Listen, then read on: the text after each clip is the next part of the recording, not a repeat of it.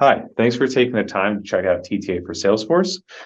In this video, we're going to be showing you how we can test a flow that we've created in Salesforce using some of the pre-built steps that are in TTA for Salesforce for testing Salesforce. So first, let's take a look at the flow we've created. It's a pretty simple flow. All we're doing is taking a lead. When a lead is created, we're emailing out a link to a quote to that lead.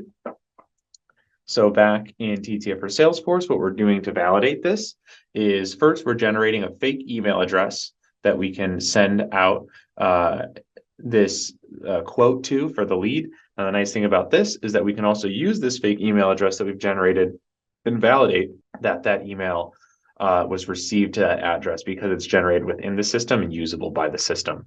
Now, after we've generated that email address, we'll create the lead, place the email address in there, validate that the lead was created, and these are using our pre-built TTA for Salesforce functionality, where we're utilizing the fields that are in your guys' Salesforce instance after the connection is made.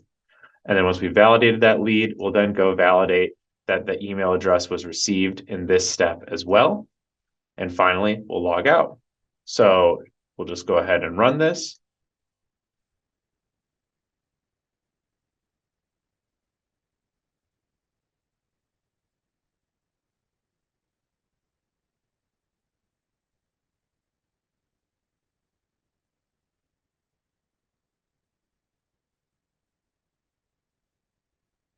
And so now it's going in and it's already generated that email address, and it's going to go ahead and create this new lead.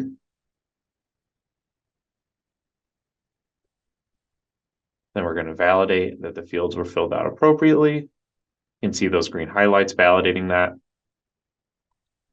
And now it's logged out and the test completed successfully. And if we look here, we can see that the email validation step passed as well. Thanks for watching.